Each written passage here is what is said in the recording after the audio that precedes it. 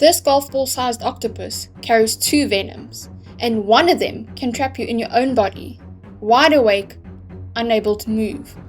This is the nightmare of the blue-ringed octopus. The question is, why does it need 2 venoms? How can one bite turn a human into the world's least fun escape room? And why do sharks and eels, who normally treat the ocean like an all-you-can-eat buffet, skip this snack? Stick around, because by the end, you'll see how nature over-engineered one of the tiniest, deadliest Asshmashins in the ocean. If you're enjoying this video this far, please give it a little like and become a subscriber if you'd like to watch more videos like these. Thank you, bye! Let's start with the basics. The blue-ringed octopus is tiny. Fully grown, it is about the size of a chicken nugget with arms, yet it carries enough venom to terminate up to 30 adults. That's like a snack pack walking around with the firepower of a missile silo. And get this, they're not just one species, it's a whole little gang. There are up to 10 species of the blue-ringed octopus, including the greater blue-ringed, the southern, the blue-lined, and a rarely seen cousin, Nefertiti.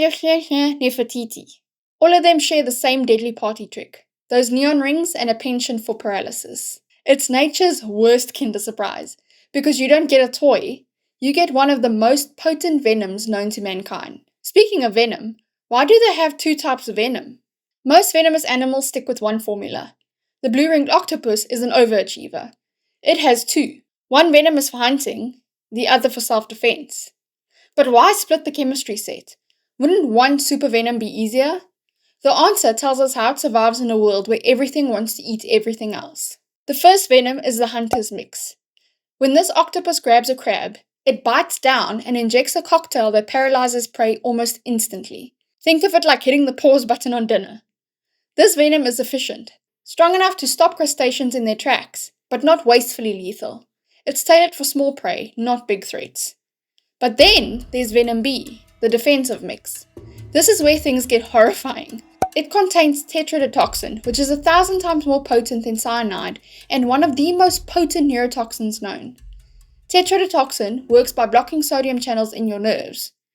That's the switch your body uses to send move or breathe commands. After you've been bitten, you'll first feel tingling or numbness, usually around the lips, tongue, or fingers. That's your body saying, congrats, you've just downloaded malware. Within minutes, the numbness spreads, your muscles grow weak, and speaking becomes slurred. Soon, swallowing feels impossible, and as paralysis deepens, you lose control of your arms and legs. Finally, your diaphragm, the muscle that lets you breathe, shuts down. You're fully conscious, but you can't move, can't talk, can't even scream for help. Victims describe it like being locked inside their own body, wide awake but frozen. I mean, imagine your body turning into airplane mode while your brain is still streaming Netflix. Sadly, without intervention, suffocation follows. And that's because only 1 to 2 milligrams of tetrodotoxin can make you tender your resignation to life. And here's the bizarre twist. If someone keeps you breathing with CPR, rescue breaths, or a ventilator, you can survive. That's because the toxin eventually wears off.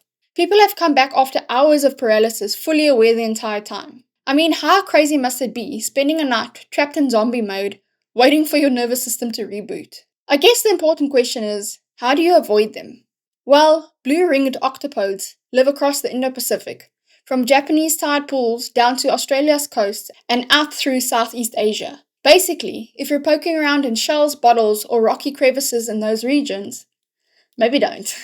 Because the thing you think is a seashell could be holding the ocean's tiniest Asshmashin. The next important question is, why does almost nothing eat the blue-ringed octopus? It's partly the rings. Those flashing neon blue circles are like an ocean-wide hazard sign. That signal says danger, toxic. And predators listen. But it's not just the rings. Their venom is stored throughout their body, not just in their bite. That means the octopus isn't just venomous, it's poisonous. If a predator swallows it, the toxin seeps out during digestion, potentially killing the predator. That makes it one of the worst snacks in the sea. Over time, predators have learned to avoid the bright rings, and the octopus earned a reputation as untouchable. Even sharks and eels, who usually act like ocean Roombas, back off. Evolution basically gave the blue-ringed octopus a neon sign saying, warning, contents may include death, paralysis, and a very bad day. And here's another wild twist.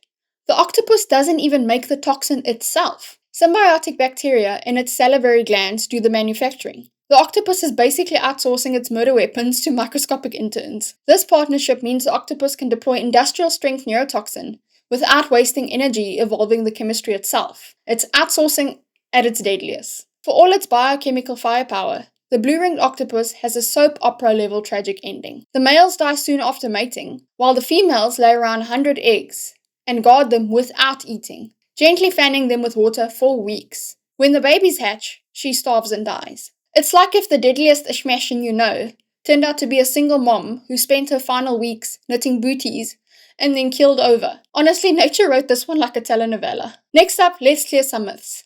First of all, blue-ringed octopodes are not just tropical. They also haunt cooler waters around southern Australia. The second myth is that they glow constantly. That is wrong. They're usually beige and boring until they're mad. The next myth is that they're aggressive. Nope, they're shy. Almost every bite happens because someone decided to play Pokemon with a real octopus. And finally, myth number 4, there's an antidote.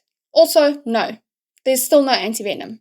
Unless you count breathing for hours and hoping for the best as an antivenom. Okay, so to recap.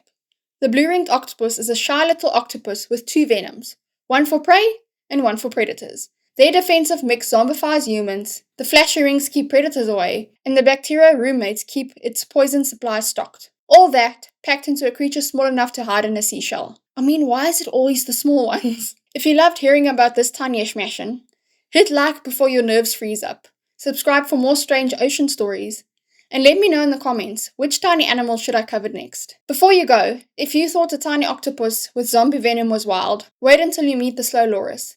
It looks like a living plush toy, but it's hiding a venomous bite of its own. Click here to watch that video next. Anyway, that's it for today. Thank you for sticking around, you legends. Stay squishy, stay weird, and most importantly, stay away from teeny tiny ocean Asshmashins. Bye my fellow loons!